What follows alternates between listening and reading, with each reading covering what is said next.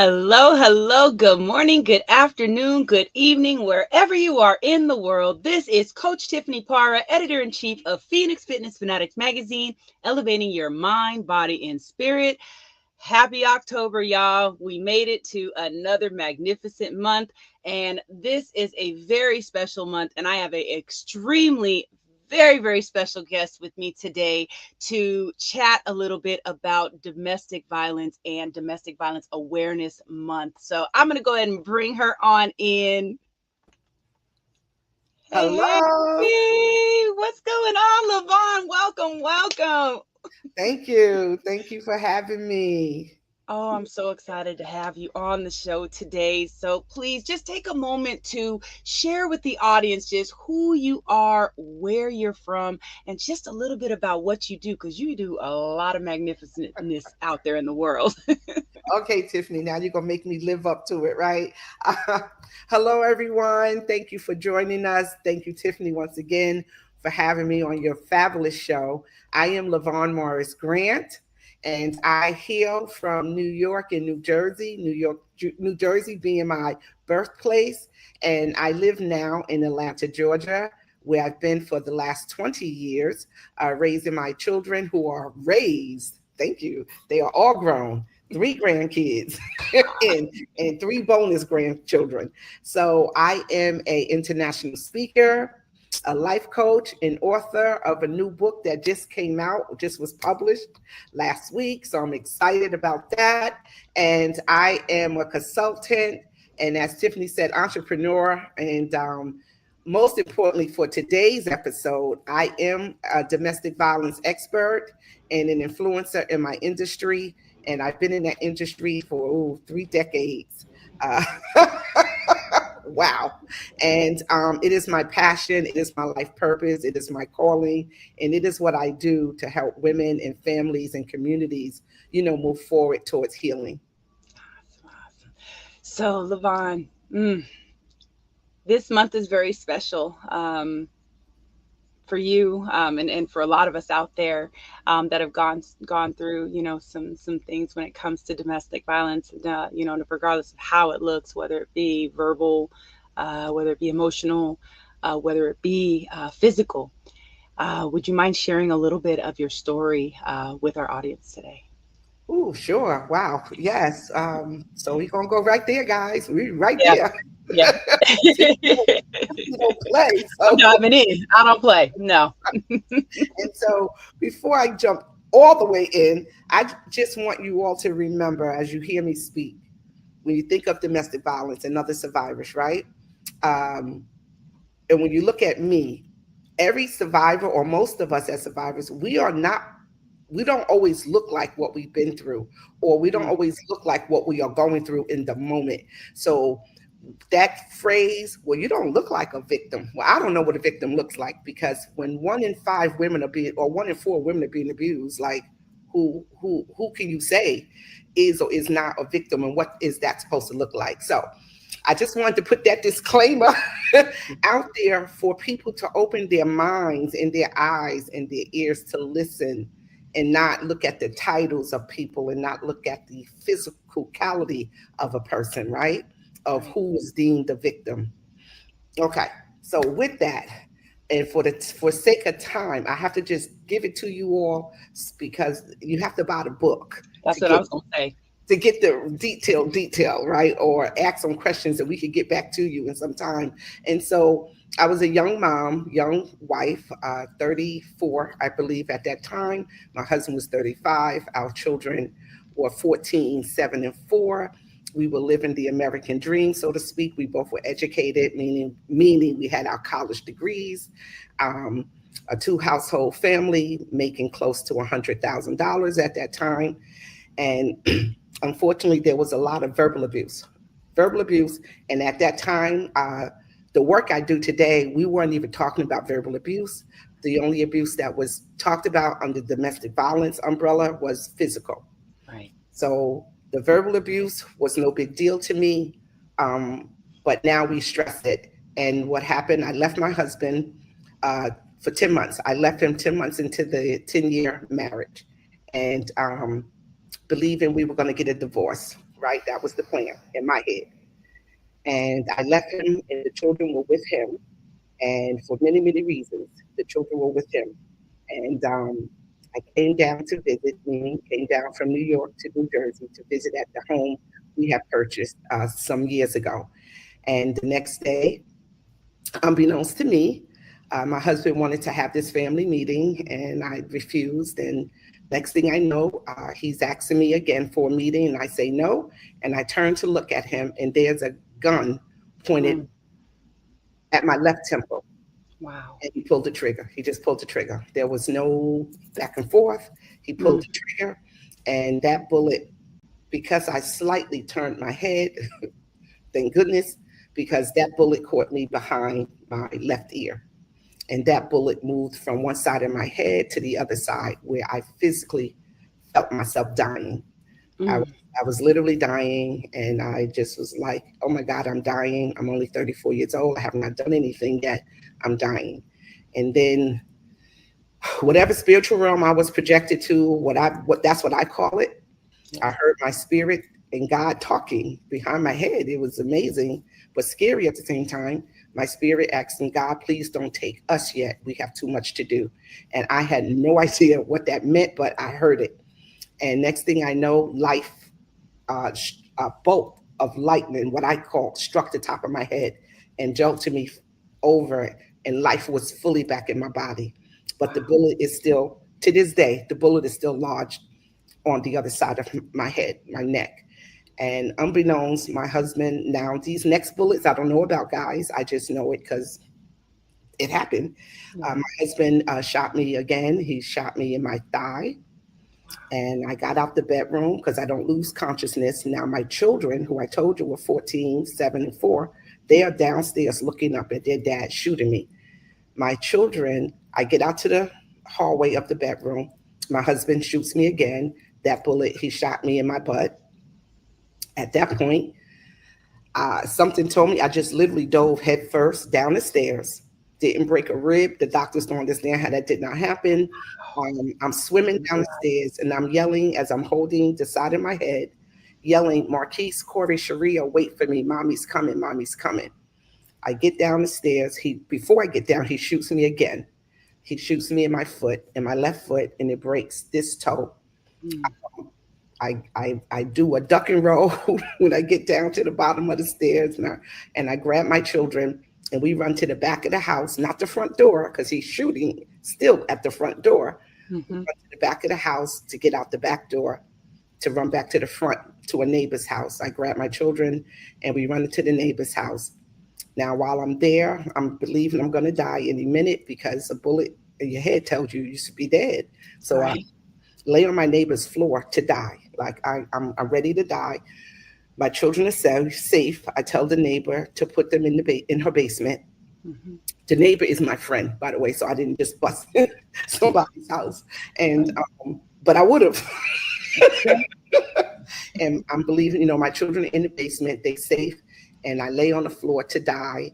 And spirit is like, we're not dying. And now I have this running argument with spirit, like, yeah, I'm tired, it's 10 o'clock in the morning.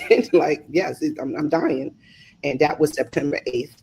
And I did not die. And when the paramedics got there, I discovered the other 3 bullets.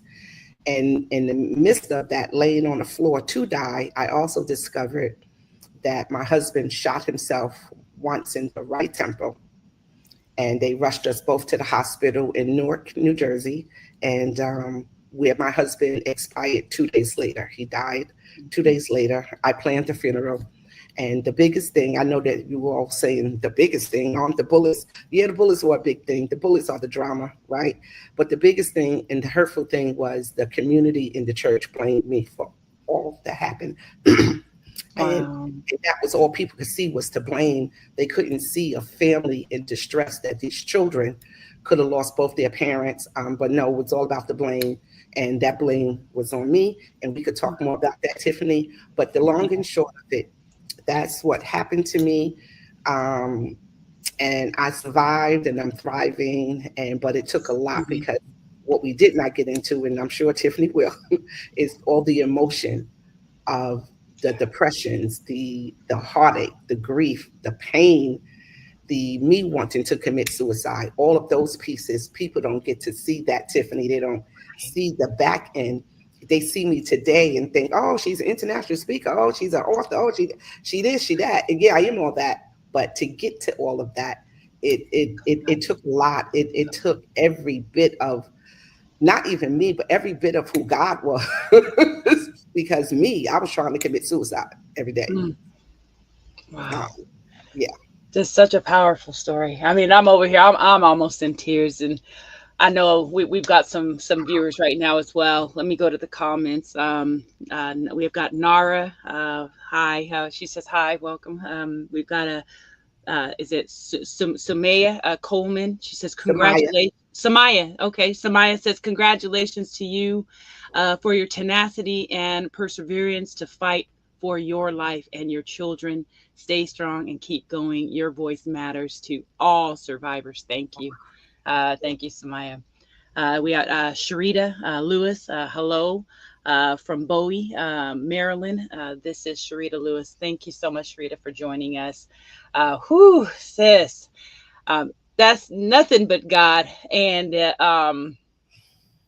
just wow. Just wow. So tell me, just let's dig into it.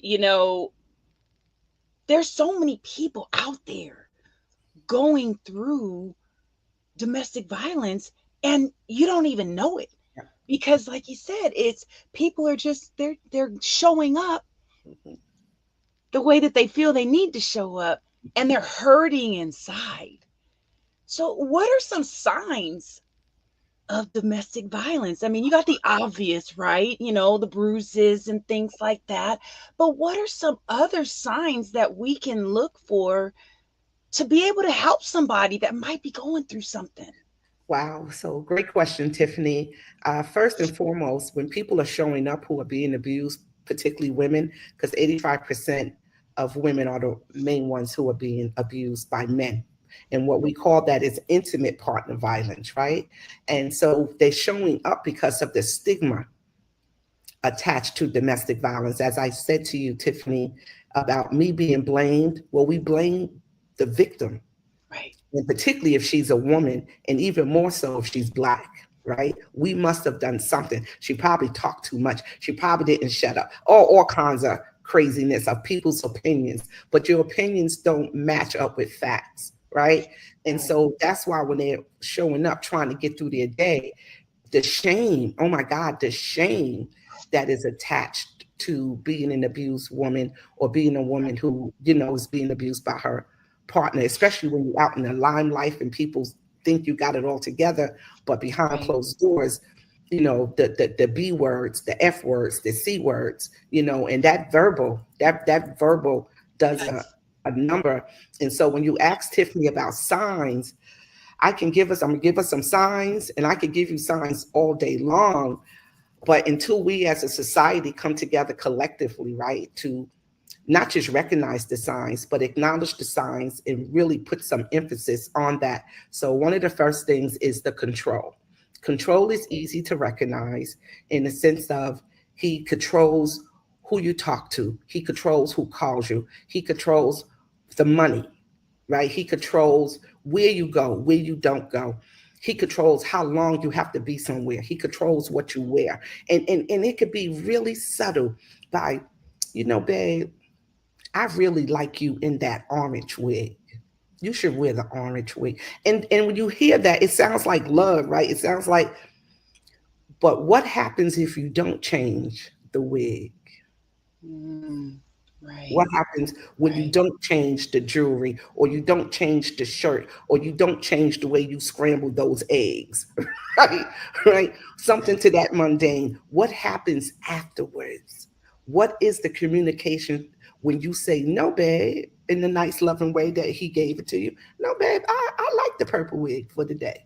Right? Hmm. By the way, guys, I got my purple wig for Domestic Violence Awareness Month, representing my colors. So anyway, so you see how big control can turn out. It's nothing wrong with control per se Hmm. until it's an adverse reaction to the control, right? So Right. that's one sign. The other sign is jealousy. Mhm. Jealousy is huge. Oh my God, jealousy is huge. And I know a lot of us as women, once again, we take that as, oh, look how much he just loves me. Look, he just want to protect me from all these people. Yeah, but what if you ask him, why is he talking to all those women? What is the feedback Mhm.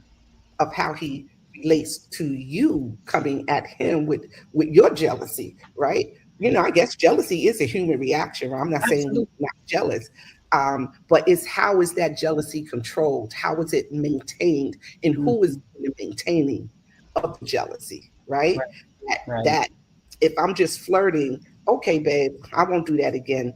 But then if you punch me in my face because Right. Yeah. That's or, that's a little or excessive. right, or I become the stupid B, Right. or you use it against me like I'm not going to do XYZ that I told you. See what I'm saying? You see how Mhm. those signs become signs, but we don't always, recognize that. Another sign is, so we got the control, we got the jealousy, and then you got the finances, and then you have the spiritual, and you Yeah. have the mental. So the gaslighting is one of the craziest of them all. Yes. Back in the day, we called it the psychological abuse, but they changed the language to Right. gaslighting. Gaslighting. And Mhm. just the example of gaslighting. So, you come home, you put your keys down, and you go get the keys, and you can't find them. And you're like, hey, babe, you see where I put my keys? And he's like, no, you put them on the counter. Like, he with you. You put them on the counter. And you look and look, and you can't find those keys. So you go get your spare key, right? Fine, you do what you do. Some hours later, you open the freezer, and there your keys are in the freezer. And you're like, "Why you put these keys in the freezer?" It's like, hey, babe, what? And he's like, yeah, and he gaslights you into believing, yeah, you must have put the keys in Did the it. freezer. Mhm. Or he has weapons in the home, and and he's sitting there cleaning the weapon in front of you, Right. letting you know psychologically, I know how to use this. I know Mhm. how to use it well. And so he's not saying anything. He's just cleaning it and Right. things. So it's just, so gaslighting is all kinds of things. I was going to say something about administration, but I won't. But That's a whole nother show. gaslighting with that. But I'm just saying, so these are just some of the signs, Tiffany, and it goes on. We usually give about 10, 10 signs, and people can just get ahead and Google. But for me, those five: the gaslighting, the control, the jealousy, the financials, and the spiritual. I Yeah. could do a whole book on the spiritual. Oh, Jesus, I could do a whole book on the spiritual gaslighting, the spiritual abuse from the Yeah. church, the parishioners, the pastor, uh, just the whole gamut around spiritual abuse. But just to give some for time, those are some of the tops that people can look at and maybe see in their own lives. Thank you so much for that. And man, have conversations, y'all, because I think today people aren't it, I really feel like it happened during COVID. People aren't communicating anymore. And we really need to be communicating and talking about what's going on, right? Because there are so many people out there that are suffering, and just having a conversation to even understand what someone is going through, because sometimes they're in a situation and they're getting light up and everything else is going on, and they don't even see it as anything wrong because it just seems normal, because that's their normal, right? So but being able to have a conversation with someone to let someone know that, hey, this ain't right, Right. is essential. It's really essential. Right. And to that point, Tiffany, even the conversation, I would say we have to go greater beyond the conversation, because you telling me, Tiffany, is not right doesn't mean I'm going to hear you. Right. Right. Because we know in my work, we know it takes on average 7 times where a woman would go back and leave and go back and leave and go back before she may fully leave. And she Yeah. may or she may not. But Right. I'm just saying, we know it takes, it's just like the commercial, right? When they're trying to get us to eat something or buy something, we Yep. keep seeing the commercial. It takes about at least 7 times for somebody to make a decision. Oh, I want that hamburger from that Right. particular establishment, right? But beyond the conversation, you, my friend, you, my girl, you, my bestie, and you telling me, Lavon, he doing that, you got to get out. You may not be the one to help me, Tiffany, and you have to be okay with that. It may Hmm. take this this podcast that will help Right. that girlfriend, right? When they hear Hmm. it from someone else. So I just want us all to be patient. I just want us Yes. to be patient because the mental part of me understanding it's wrong is different from the emotional part, because Hmm. what makes domestic violence so deadly and so serious and so hideous and difficult for the person that's it's being done to, emotions are attached to that person. And I think Yeah. that's the part we forget, right? It's a heart thing. And what she really, really wants, I promise you, she just wants the abuse to stop.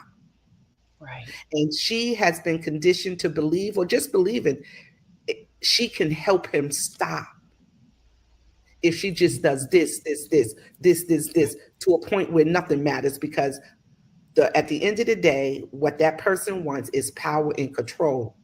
And until Right. she understand that, right, it's just going to be what it's going to be, and we just have to be patient and not give up on her, because that Yeah. emotion, we know when we just break up from a normal relationship, right, even if he's Right. the worst thing moving, the emotion is still attached to the worst thing moving. And it takes a minute, right, to get your heart back, to get yourself back, to so can imagine, we are asking women to leave with Hmm. no safety net, none. But we never ask the abuser to leave. We never ask anything of the abuser. We put no Hmm. responsibility on his behavior, none. Yeah. And that's a problem. So That's that's the an problem. absolute problem. Yeah. Absolutely. Let me go back to the comments here. We got Yvonne here. She said, "Thank you for sharing your story and shedding light on the non-physical signs to abuse." Thank you, Yvonne, for joining us today. Thank you. So, what group do you feel is mostly impacted by domestic violence? I mean, I know it Ooh, hits a lot of homes, but what's that group? Because I know there's a that specific group that really you hear more of it coming from that group. So, yeah, what is that in your opinion? that is a great question. And my friends and I, we talk about it often, particularly inside of the domestic violence, excuse me, domestic violence field, right? Of how do we get these messages out of the urgency, and how do we reframe the narrative within Yeah. our field? And because Black women, let me stop.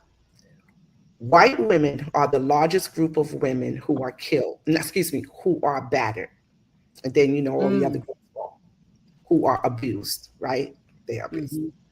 But Black women, of all the groups, are the largest, are 3 times more likely to be killed by their Wow. intimate partner. Black women, 3 times to be killed. Mm. We are not the highest to be abused, but we are the highest to be killed. And when I get to that statistic, that fact, amongst when I'm the speaker, now, women, Black women particularly get mad, or even Black men, because the next question is, if Black women are the largest group of women, the highest group of women being killed by their intimate partners, who's killing them? Right. Black Right. men. And so Mm. now I get the pushback. Now I get the anger. Now I'm putting down Black men. Why I'm not taking up from a Black man? They got all this, they got this. And that is not what I'm saying. I'm giving you the Right. fact. But what Right. the fact is saying, or what I'm trying to get to, is to say, hey, Black men, one, stop killing us. And two, can you all as Black men come together and work out some solutions on why you feel the need to kill us? What is going on for you? Right. Because men listen to men, right? I could say this all day, Hmm. Tiffany, right? But at the end of the All day, day. I'm real clear. I may be an expert, but it don't mean you hear me, right? Hmm. So Hmm. what I'm asking is for Instead of the pushback is for you all to come to the table and let's have some collaboration around some solutions, because we have to do different and better in our communities. And we Yeah. have to uplift Black women. And where's our protections? You can't keep saying I'm your queen, or Black women are the queens, or that Black women, are the bond to the community if you are killing us, right? We have to come together and figure out what is happening, that this phenomenon is happening in our communities, right? And happening Yeah. to Black women. And so that's what the question is about, Tiffany. It's not about to give the statistic to make Black men look bad or to make Black households look bad. It is about, hey, I want to change this. I was almost killed. I don't want to die. Right. Right. No, and I'm sure the Black women who have died, they did not, and not at the hands of Mhm. someone who was supposed to love me. Right. Yeah. Absolutely. Whew. We got to do better, everybody. We got to do better. Oh, go back to the comments here. Carol Grum. This message is terribly important to get out there, and you are doing a great job sharing this. Thank you so much, Carol. Thank you so much for Thank joining you. us. Oh, this is just a powerful conversation. And, y'all, this is just the first of a few conversations that Lavon and I are going to be having this month. So get ready for some great information and just a candid conversation about something that is really needed to be addressed. So how are, because I know we kind of talked about it a little bit, but how is like the domestic, like the violence and the mental health connected? Ooh, Because there is a huge connection there. So let's get into that a little bit on how that connects. yeah.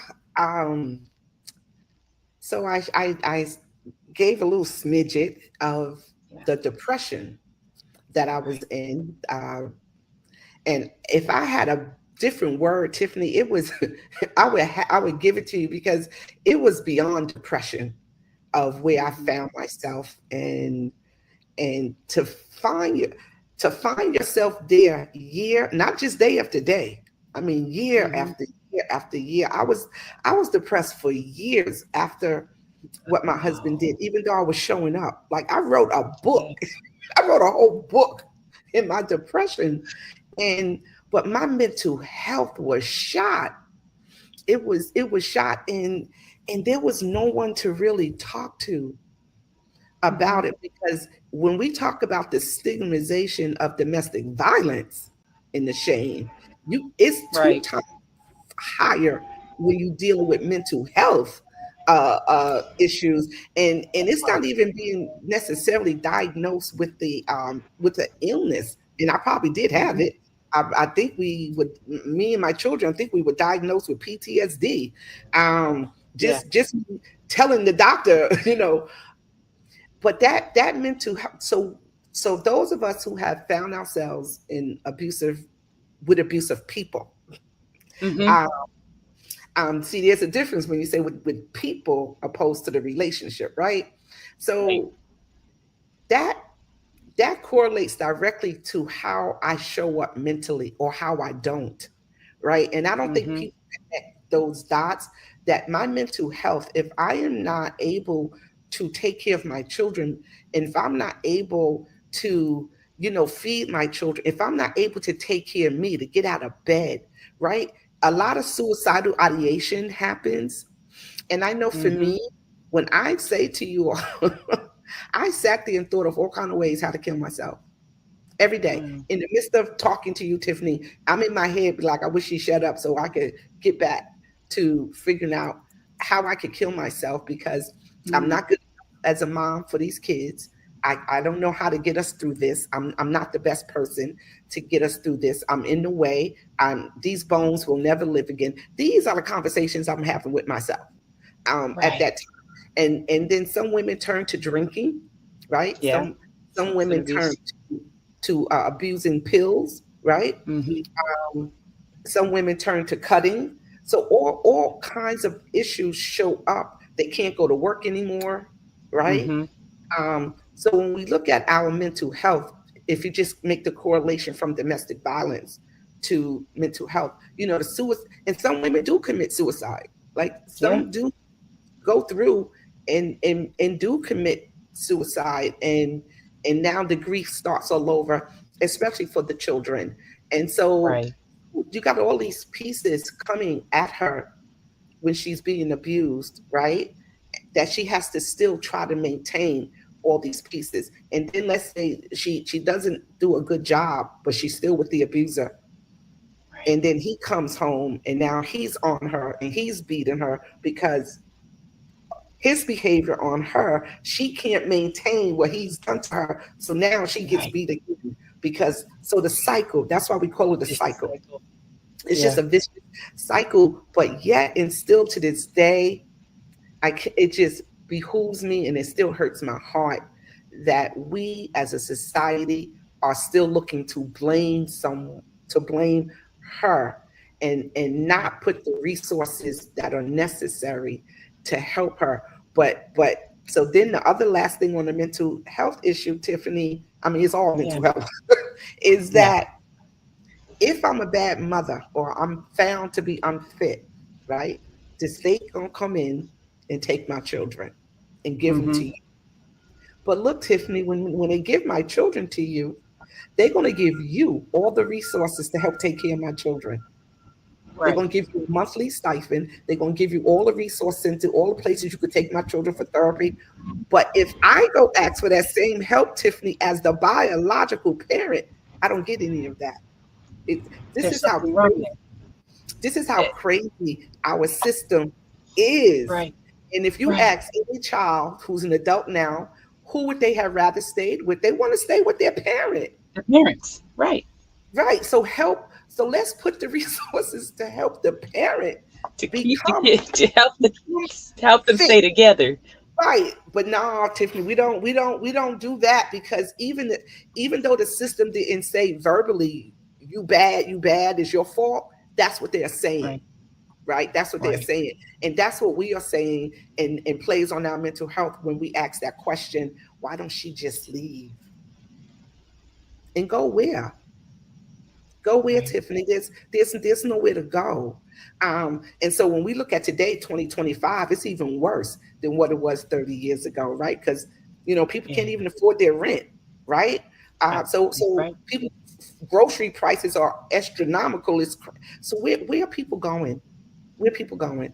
So it's just a vicious cycle from the mental standpoint of her just trying to function every day, dealing with all of what's coming at her, and especially Mm-hmm. if she is still with the abuser. And a lot of Right. times women stay with the abuser, not because they like it, it's because the financial aspect of it and the Right. children. Yeah. Yeah. It's like they have no choice, in the matter. Right. Or the choices they have, Tiffany, or the options they Or have, just nothing is a nothing. good option, Nothing. right? Nothing, Nothing. Right. and we don't have a safety net out here once she leaves. So I left my husband, Tiffany. I left my husband for 10 months. Mm-hmm. People think I got shot first. No, Tiffany, I left for At 10 first. months and I came to help with the children to get ready for school that year. And look, Tiffany, I'm still end up shot 4 times, and my husband never hit me, right? That's the first time any physical had ever happened. And so the statistics or the behaviors don't match what we say, right? A Right. lot of women have left. A lot of women. The other sign I forgot to tell you all about is the stalking. The stalking starts. Mm, yes. And so though my husband didn't stalk me because I was in his space, he still tried to kill me. And that's not to say if he had seen me in the street, he wouldn't have done the same thing. He just had the opportunity now, right? Because I'm in the house with him. And so Mm-hmm. yeah, that stalking is huge. It Um, is.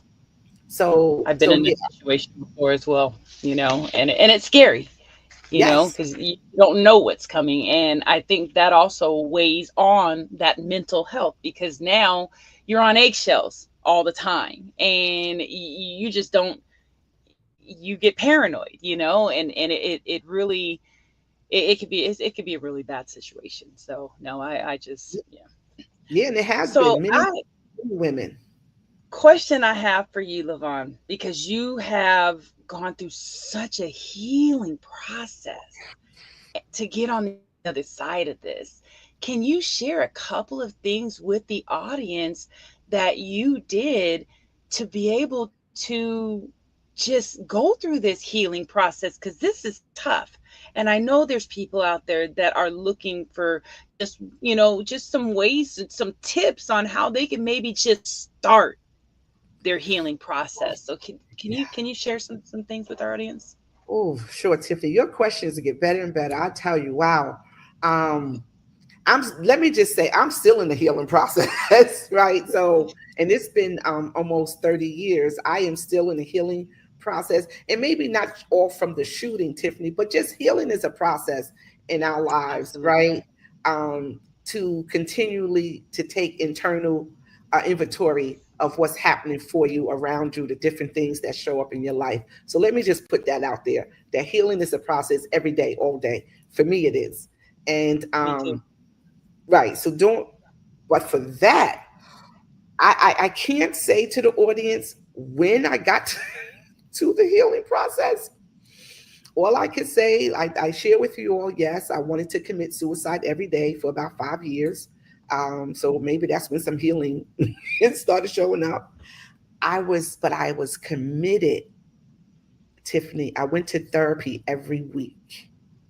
I was committed. I could not allow, that was one, I could not allow what our community, our historical, cultural norms were that we don't go to therapy, right? We go to Jesus, Right. and that is true. Mhm. Yeah. But Therapy the works. but is not a but on Jesus, but the but is if I trust that God has created doctors to heal my broken bone, right? Mhm. And I'm Mhm. going to go to the doctor and trust that God is going to send me to the right doctor to fix whatever that broken bone is, right? Yeah. Great. I got that faith. I had to have enough faith beyond our cultural norms and my family norms of beliefs and unlearn that thinking that if God created that, I have to trust that God created a therapist with some skills that can help my. Mhm. It's the same. It's the same thing, but we don't That's see it right. like that. Like we take that to Jesus because to tell people what's going on in my mind, again, that stigma. You're not strong enough, girl. You're a black woman. You know you're supposed to be able to hold up the whole world and still breathe. Right. I know I'm making a lot The of that. lies. I'm just saying the things we hear that's ingrained in us from a cultural standpoint, right? And I told Right. my family when it was like, oh, you think you're white now? I'm like, no, no, this ain't got nothing to do with being white. This got to do with like nobody don't know how to help me. So therapy, I strongly to this day still believe in therapy. It was one of the greatest foundations that I gave to myself and my children. And I had to be strong enough to stand against my mom, God bless her soul, to say, no, mom, this is no mommy, right? This is what we are doing. This is what me and my children are doing. Because Yeah. for the first 34 years of my life, whatever I had didn't work. So we're gonna try this over here. And therapy Yeah. was the number one tool, and it helped me work through my depressions. It gave me tools to get out of bed. It helped me accept that I don't have to do everything the way our culture taught us. I don't have to do everything the way my mom taught me. I don't have to. I could say Right. no, Tiffany. I could say no and Yeah. unlearn some unhealthy behaviors. That's not a hit on my mom. That's not a hit Right. on black people. I love being a black girl, absolutely every day. I mean, I have to, right? I'm black.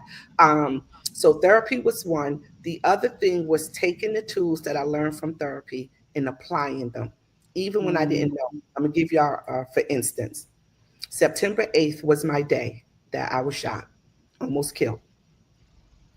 The third year of September 8th was coming. And the week before, I would go into a whole blown, even deeper depression, right? Mm. Oh my God, the depression would start a week before because I knew September 8th was coming. Right. By the Mhm. time September 8th got here, I was no good to nobody. Oh my God, no good. I had this term my mom used to say, I looked like who done it and ran. I'll tell you about that later, but that was, you can imagine.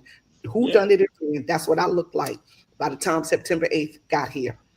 And Tiffany, the third year comes, and I'm saying to God, because I was always in communication with God now, and my spirituality was the other big thing.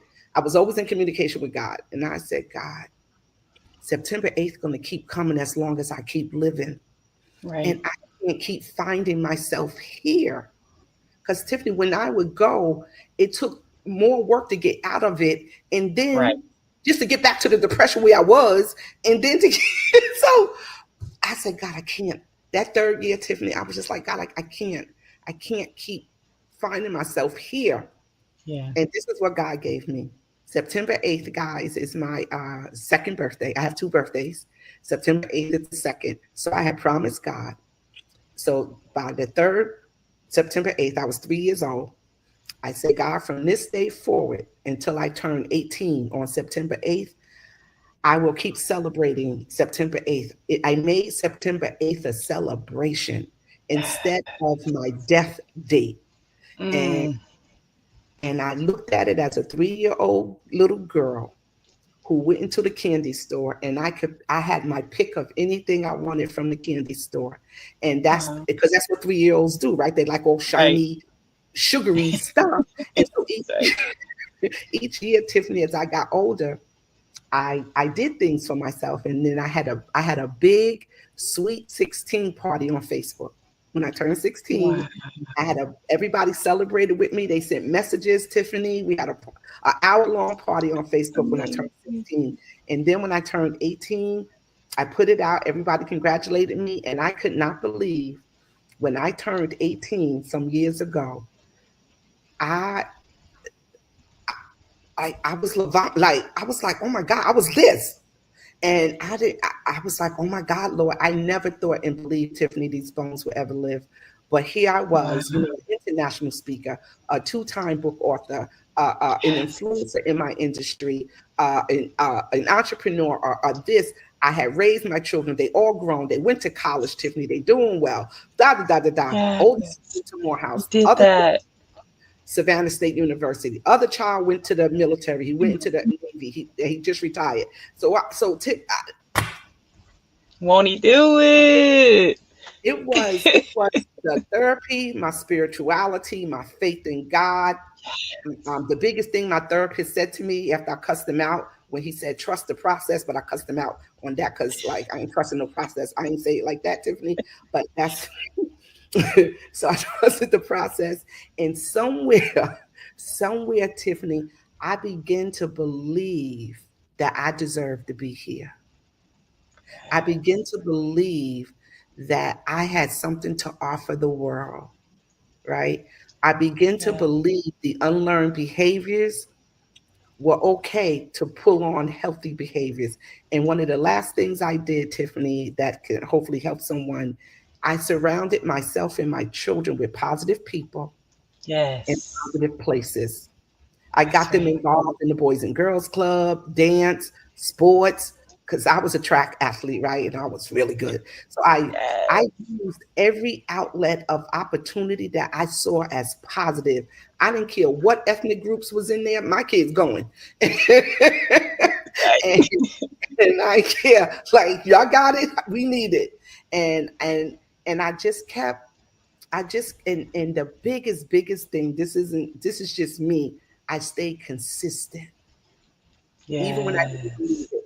Even when I didn't believe it, Tiffany, I just stayed consistent in my parenting. I stayed Hmm. consistent in how I did things. I stayed consistent and, believing in myself. And my Yeah. children benefited in the sense that I had lost all structure. So I stopped cooking. But, the state don't say I have to cook for you. It just says I have to feed you. So they benefited because we ate out almost every night. Especially seafood because I love seafood. Because I literally did not have the energy or the structure to prepare dinner. So it was like, oh, let's Right. go. Let's McDonald's, Burger King, Red Lobster, Olive Garden, some other big fancy restaurants later. And I took us on trips. We did a 7-day cruise. Now, I'm not saying everybody can Oh, do that, Tiffany. I'm just saying. Like we were all on the Yeah. cruise for 7 days, depressed, that's all get out. But we were on that cruise. And so I just tried to find all kind of positivity issues or events that would Yeah. fold into what I deemed as healthy. Yeah. Yeah. I think that's really the key to everything is surrounding yourself in positivity. That's really what I did in my weight loss journey. Right. Surrounding myself around people that I aspired to be like and people that were always happy because I was a little depressed coming out of, a crazy relationship and all that stuff, trying to find myself again because I wasn't myself. I was somebody else for someone else for a very long time. So that, oh my goodness, I just love it. I love just everything with just your whole journey. And I can't wait for our next because we actually went a little bit longer than what we normally do, y'all, but we're gonna give you some great information on how if you or anyone that you know out there is dealing with anything, dealing with maybe a crisis or dealing with domestic violence or anything, there is a national domestic violence hotline number that you or they can reach out to. It's 1-800-799-7233. That is a national number. And again, reach out to them if you are in a situation or if you know someone in a situation, or you can also call 988. 988 is the crisis line. It is particularly for people that are suicidal, having those suicidal thoughts, things like that. But if you are in crisis and you just need someone to talk to, you can also dial 988 for the crisis line. So, Yvonne, are there any final thoughts that you'd like to give our audience today before we close up? I am just so excited for our next time. We will be back on the 15th. So, y'all mark your calendars because we are digging in more with Lavon on Domestic Violence Awareness Month. So, Lavon, please take us away with any final thoughts. So my final thoughts is first to say thank you all very much for joining in. Domestic violence is a really difficult topic. Yeah. And it has a lot of trigger points and it connects to a lot of other things that we'll talk about on the 15th. And the other thing is, as Tiffany shared, please use that number or share that number if you know someone or you yourself need some help and need to talk with someone. And the last thing, yes, I'm gonna do a plug for me.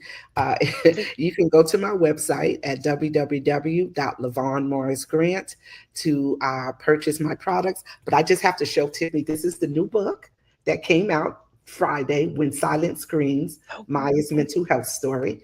And you could go and purchase that book or any other books that's on the website and other products, or you could just send me a message if you need to contact me, and I can contact you. I'll get you in touch with whoever you need to get in touch with. So I just want to really thank you all for allowing this time. And remember, just because this is October and it's Domestic Violence Awareness Month, domestic violence happens every day. every One in day. four It women are does. being abused every 60 seconds. Y'all hear that? Every 60 seconds. So Mm. don't just stop for October.